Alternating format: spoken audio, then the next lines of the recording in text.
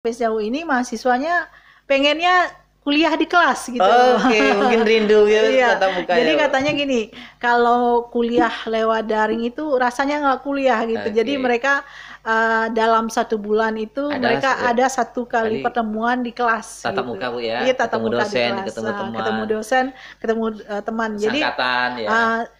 kuliah S2 itu bukan hanya mencari ilmu, Oke. tapi mencari Jejaring ya? jejaring juga. Siapa tahu gitu. networking, Bu, ya. Iya.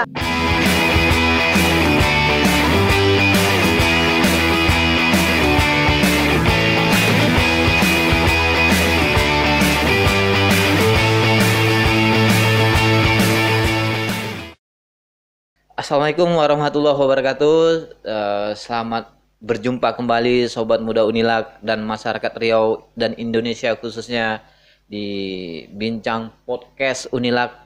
Hari ini kita berbincang bebas, berbincang isu-isu terkini tentang mahasiswa, kampus, prodi, dan lain-lain. Hari ini kita kehadiran dosen Lancang Kuning. Beliau memiliki jabatan di Lancang Kuning. Beliau juga malang melintang dalam pengabdian masyarakat di Riau, membantu masyarakat dari berbagai kabupaten di Riau, khususnya di bidang kehutanan, lingkungan, pertanian. Dan siapakah beliau? Saya perkenalkan, beliau adalah Dr. Rina Novia Yanti Shud MSc. Benar, Bu? Benar. Selamat datang, Bu. Selamat. Apa kabar, Ibu? Baik, alhamdulillah. Alhamdulillah, beliau dalam keadaan sehat. Saat ini beliau dipercaya sebagai kaprodi dari Magister Ilmu Lingkungan Sekolah Pasca Sarjana Universitas Lancang Kuning. Prodi ini baru berdiri, Magister Ilmu Lingkungan, di tahun 2022 tepatnya. Ya. Namun ternyata peminatnya, mahasiswanya sudah banyak yang kuliah di prodi Magister Ilmu Lingkungan. Seperti apa prospek, program, skema pembayaran maupun aktivitas perkuliahan dari prodi Ilmu Lingkungan ini akan disampaikan panjang lebar oleh Ibu Dr. Rina. Oke. Ibu bisa jelasin ini prodi baru Ya. dari Sekolah Pasca Sarjana Unilak. Ya. Setelah sebelumnya ada Magister Manajemen yang lebih dulu hadir. Ya. Kemudian diikuti Magister Ilmu Lingkungan dan yang ketiga Magister Ilmu Lingkungan. Ilmu lingkungan yang ketiga. Yang tadi yang kedua hukum. Sorry, yang iya. kedua adalah Magister Ilmu Hukum, yang ketiga Ilmu Magister Lingkungan. Ilmu Lingkungan. Silakan, Ibu. Ya. Program studi Magister Ilmu Lingkungan ini keluar izinnya dari Dikti tanggal 22 Juli ya, tahun 2022. Oke, sudah setahun, Ibu. 22 April 22 April tahun 2022. Oke. Jadi Juli kita mulai menerima mahasiswa baru. Jadi Juli tahun 2023 2024 kita Ya. langsung menerima mahasiswa baru. Oke. Dan kebetulan ilmu lingkungan ini adalah program studi yang multidisiplin. Multidisiplin ilmu? Ya. Oke. Jadi semua bidang ilmu bisa masuk ke melanjutkan ke ilmu lingkungan. Ilmu lingkungan itu gelarnya adalah Magister Science atau MSI. Secara sederhana, sarjana S1-nya apapun, ya, bisa lanjut ke S2 ilmu lingkungan. Ya, karena gini, Magister Ilmu Lingkungan itu bisa masuk semua jurusan. Itu tergantung nantinya bidang tesis, tema tesisnya apa. Kalau misalnya perhubungan, dia dari dinas perhubungan, nanti tesisnya ya kita mengkaji tentang moda transportasi berkelanjutan. Gitu. Kalau dia di bidang pertanian, nanti tema tesisnya pertanian berkelanjutan. Kalau di bidang ekowisata, bisa tesisnya mengkaji masalah ekowisata. Agama bisa juga masuk. Bisa juga. Kita kaji olahraga bisa juga masuk.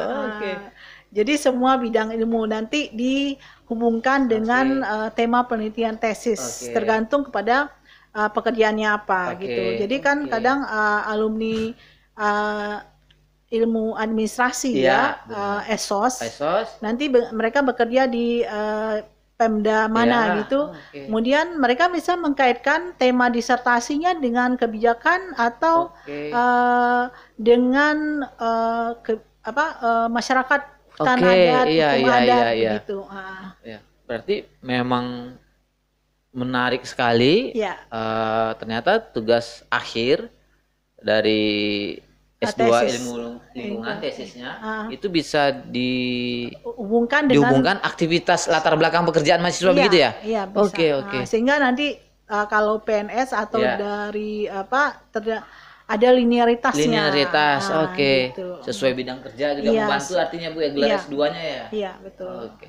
Karena ini prodinya baru Bu, sudah lebih dari setahun. Iya. Ini saya dengar-dengar sudah ada sekitar puluhan orang atau 2 kelas ya yang untuk ngambil ya? Yang Benar, sekarang Bu? mahasiswa kita udah 3 kelas ya. 3 kelas, alhamdulillah. Jadi kalau di tahun semester ganjil Iya. tahun 2022 2023 Iya. itu ada 2 kelas sebanyak 39. 39, alhamdulillah. Kemudian semester genap kita menerima juga kelas reguler B, artinya kelas Jumat Sabtu, ya. juga ada 1 kelas. Oke, 1 kelas. Oke, berarti Jadi sekarang ada 3 kelas. berarti kalau dilihat bahwa peminat Iya, prospek peminatnya masyarakat bagus. Riau Iya. terhadap keinginan untuk memilih magister ilmu lingkungan ini besar, Bu. Kita tidak berasal dari Riau aja. Oke, Karena sistem perkuliahan itu ada hybrid learning. Oke. Jadi gabungan dari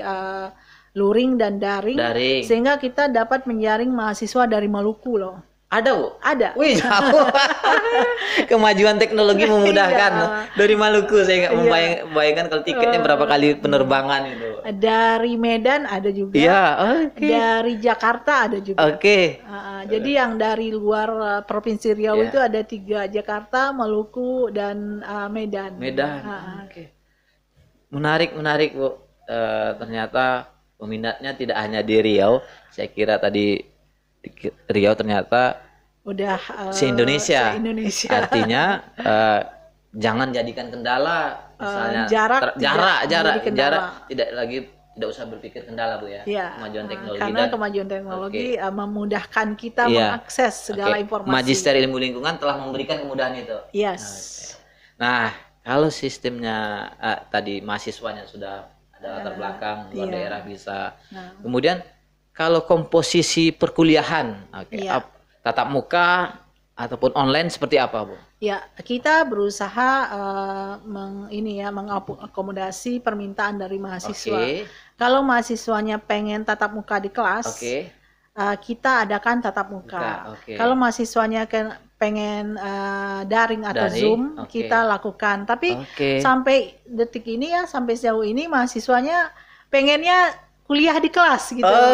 Mungkin rindu ya tatap muka. Jadi katanya gini, kalau kuliah lewat daring itu rasanya nggak kuliah gitu. Jadi mereka dalam 1 bulan itu mereka ada 1 kali pertemuan di kelas. Tatap muka Bu ya. Iya, tatap ketemu muka dosen, di kelas. ketemu teman. Ketemu dosen, ketemu teman. Jadi kuliah S2 itu bukan hanya mencari ilmu, tapi mencari jejaring juga. Siapa tahu networking Bu ya. Iya.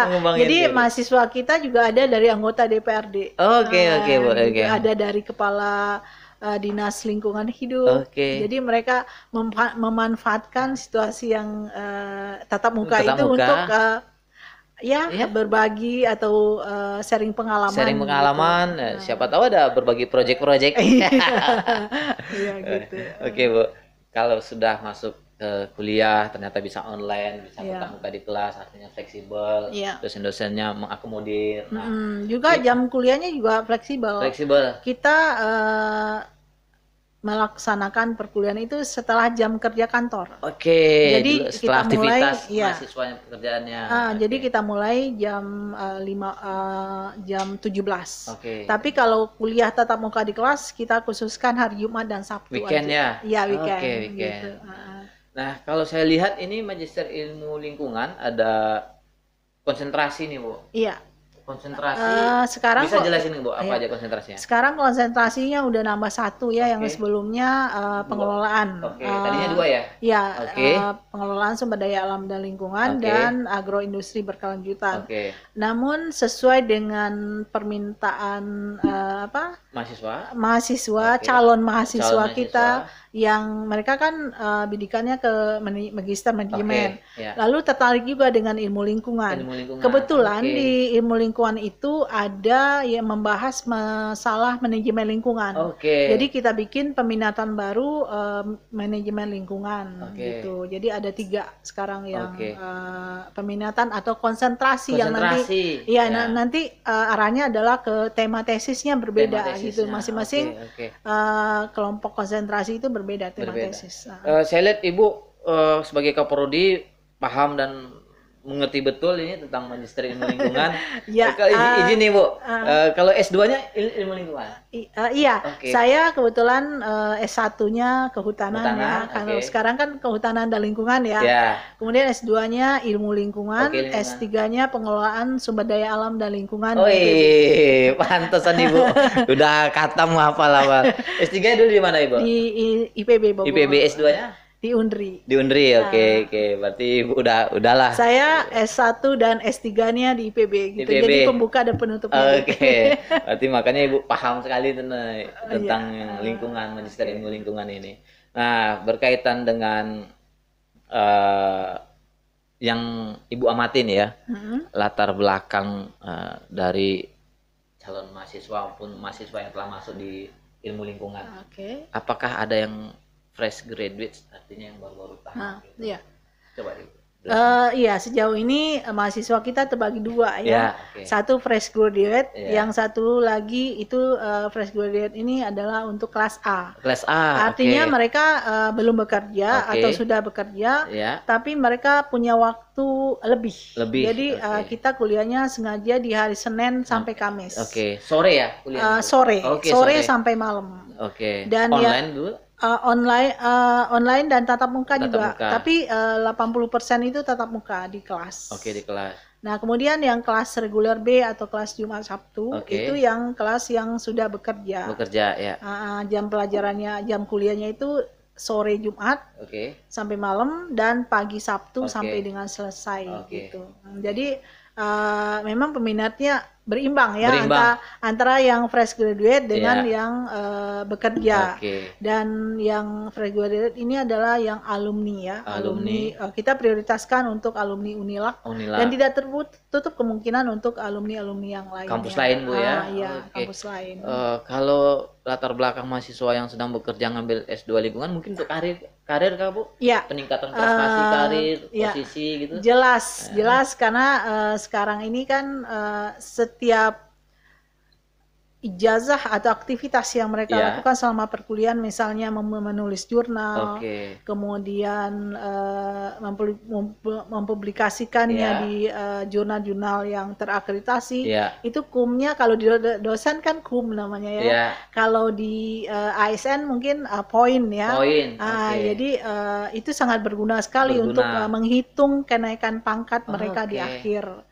Jadi mereka memang prioritasnya adalah untuk memudahkan mereka untuk naik pangkat yang nantinya difinalisasi oleh adanya ijazah S2 mereka gitu.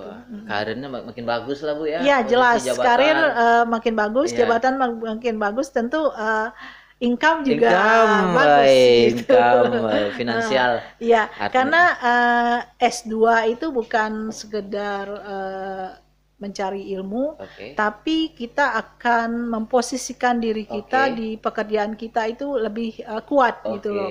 Karena bidang kita itu udah jelas arahnya kemana gitu. Kalau misalnya kita S1, tentu pekerjaan kita tidak fokus gitu, tidak fokus. Jadi kalau udah S2, udah meraih jasa S2, itu nanti pemantapan ke arah mana, ke jabatan mana. Jabatan lah Bu ya.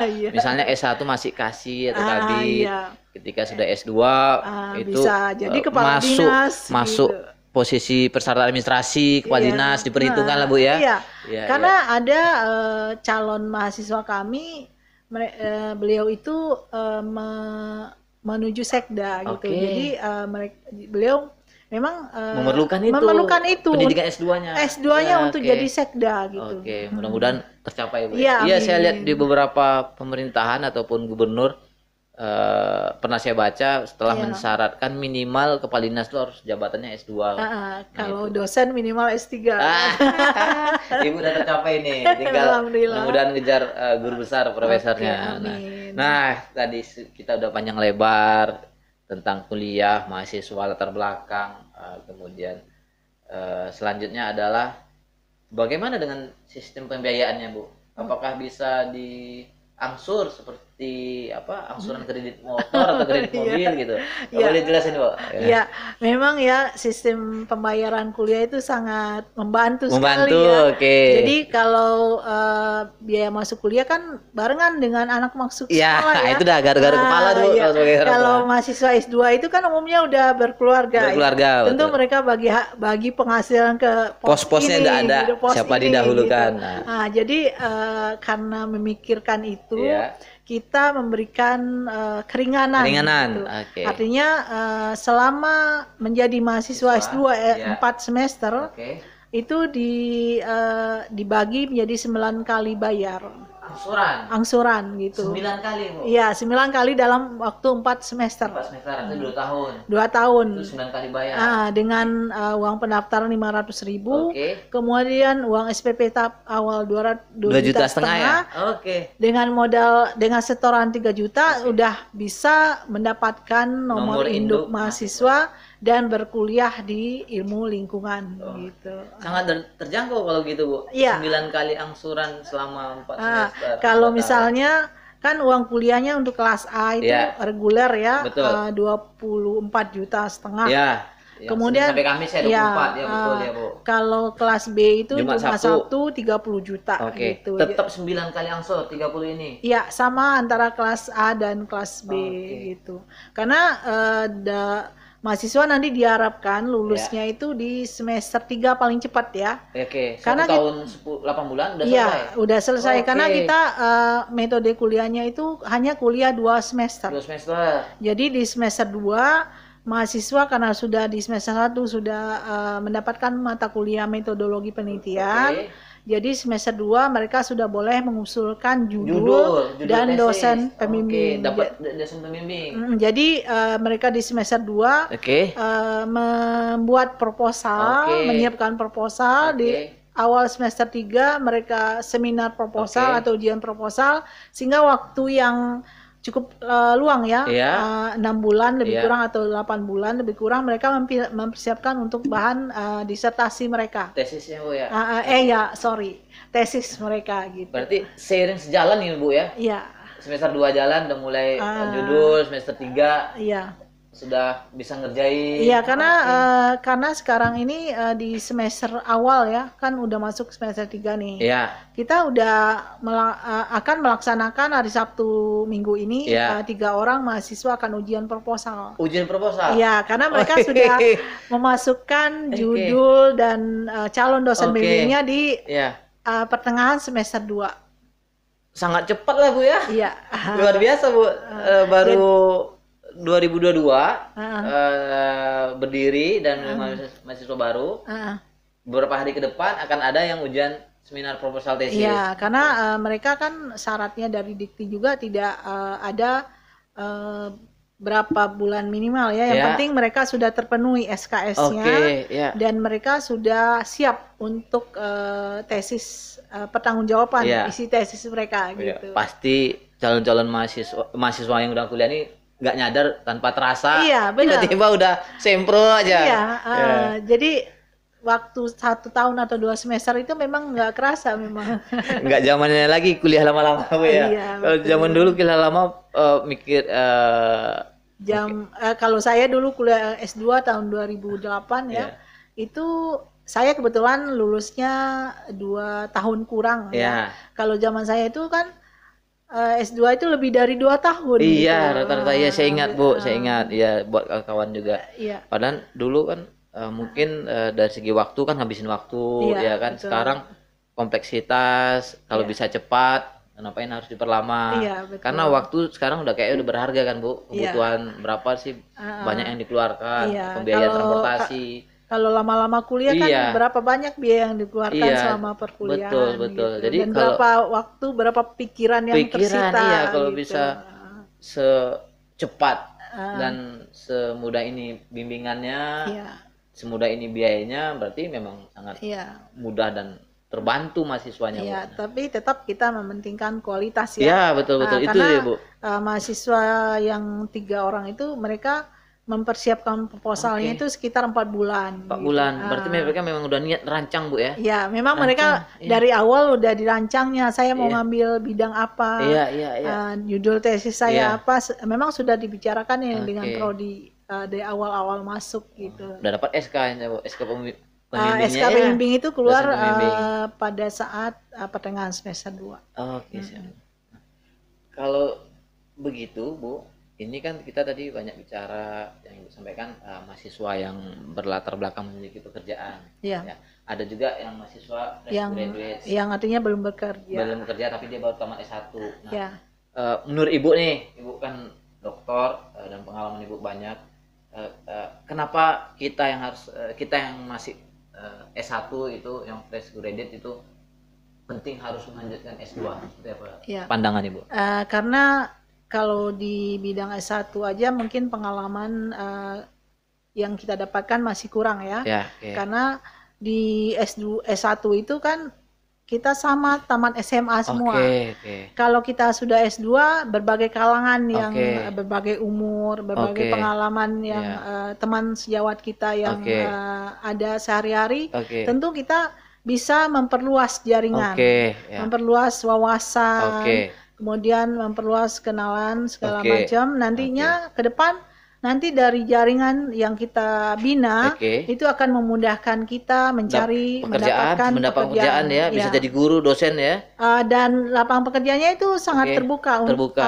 sangat banyak sekali. Oke. Misalnya di bidang pemerintahan, Oke. ya, di bidang konsultan, Oke. konsultan lingkungan, Oke. di NGO ya atau NGO. LSM. Oke. Kemudian di bidang wirausaha juga bisa, karena wirausaha ini diperuntukkan untuk misalnya mereka tertarik di wilayah mereka tinggal, ada sesuatu hal yang menarik tentang ekowisata, wisata alam, dan tentu mereka akan kembangkan itu, karena di ilmu lingkungan itu ada juga mata kuliah ekowisata gitu, karena nantinya diharapkan alumni ilmu lingkungan itu bisa menerapkan ilmu yang didapatnya di tempat tinggal untuk berwirausaha, yaitu ekowisata, misalkan seperti itu ya.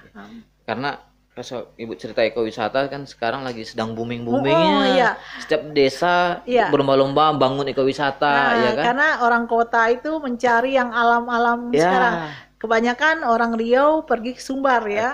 Nah sekarang ini kita balik lagi gitu. Supaya orang tuh datang ke Riau, kita dan itu harus bangun ekowisata tadi ya. Kita ekspor semua potensi-potensi desa yang itu ada ya. di Riau, yang ada di desa-desa Riau yang keunikannya terjun atau hutan masyarakat adatnya bisa kita eksplor untuk menjadi kawasan ekowisata gitu.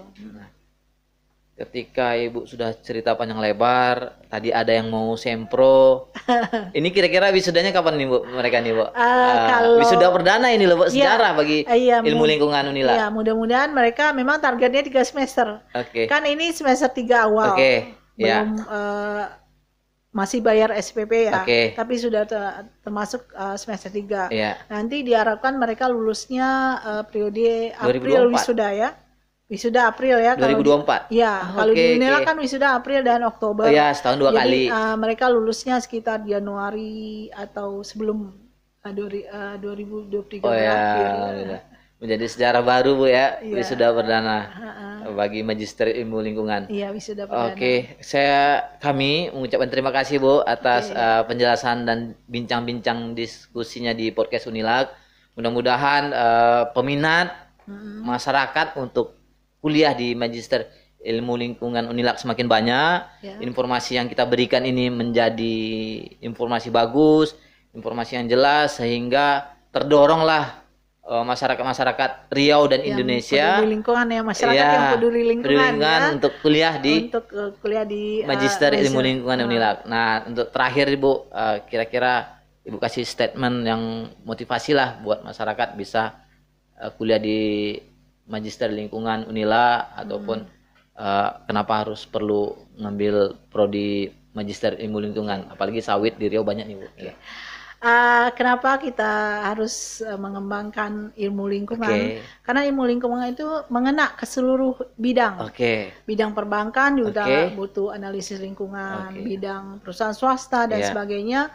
Apalagi kalau persawitan, kita nanti di semester genap kita kerjasama dengan Apkasindo akan membuat peminatan baru, yaitu perkebunan pengelolaan kebun sawit berkelanjutan. Jadi nantinya ada beasiswa dari Apkasindo. Nah, nanti sejalan dengan adanya kebun kelapa sawit, kan ada industri hulu dengan industri hilir yang mengolah sawit itu.